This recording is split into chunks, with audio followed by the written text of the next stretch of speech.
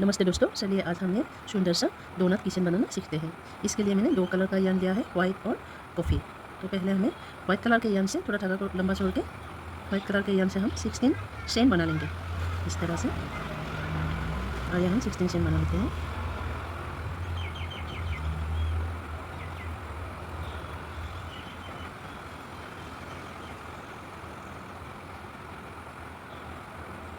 Extension हो गया, फिर हम यहाँ पर इसे यहाँ पर स्टिक से अटैच कर देंगे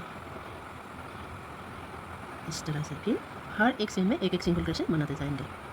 इसलिए हम बना लेते हैं। पहले में हम एक चेन लेंगे, फिर यहाँ पर एक सिंगल क्रोशे बनाएंगे। हर एक में एक एक सिंगल क्रोशे बनाते जाएंगे। तो चलिए हम इस रो को इस तरह से हम कंप्लीट कर लेते हैं। पहला रो हमारा कंप्लीट हो गया। फिर एक चेन लेंगे, फिर एक सिंगल क्रोशे और एक में हम इंक्रीज करेंगे। एक सिंगल क्रोशे और दूसरे में हम इंक्रीज करेंगे। इस तरह से हमें इस रो को भी कंप्लीट कर लेना है। एक सिंगल क्रोशे और एक में इंक्रीज। इस तरह से हम इस रो को कंप्लीट कर लेते हैं।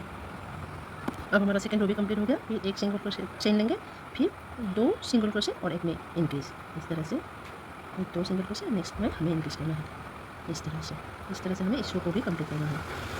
2 सिंगल क्रोशे और नेक्स्ट में इंक्रीज। इस तरह से इस रो को भी हम कंप्लीट कर देंगे।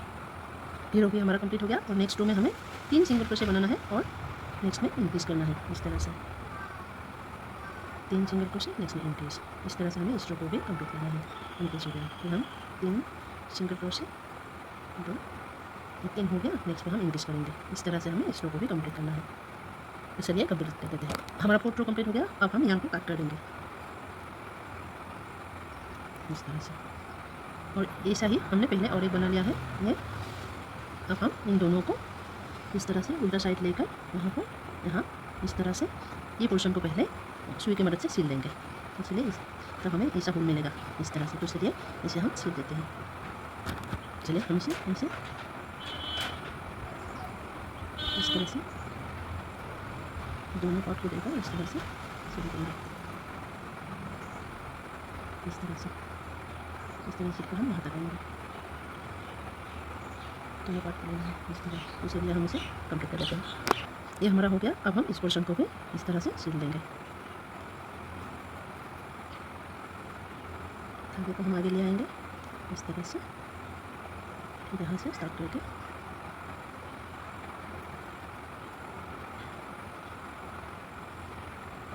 इस तरह से हम इसे सिलते जाएंगे इस तरह से। इसे हम कंप्लीट कर लेते हैं। थोड़ा सा हम छोड़ेंगे ताकि वहाँ पर हम कॉटन फिल कर सकें। अगर हमारा सिल के हो गया तो हम थोड़ा करके कॉटन फिल करते जाएंगे इस तरह से। हमें कॉटन फिल कर जाना है और सुई की मदद से सिलते जाना है। चलिए हम इस तरह से कंप्लीट करके मिलते हैं। ये हमारा कंप्लीट हो गया, डोनट बन के रेडी हो गया। अब हम मल्टी कलर के धागे से इस तरह से डेकोरेट करेंगे। ये हमने 4 कलर का धागा लिया है ये। अब हम इसे डेकोरेट करते हैं। चलिए इस तरह से करना है, हम दिखा देते हैं। रैंडमली आप इसे कर सकते हैं कोई भी तरह से। थोड़ा धागा छोड़ दीजिए, फिर हम बाद में इसे हाइड कर देंगे इस तरह से।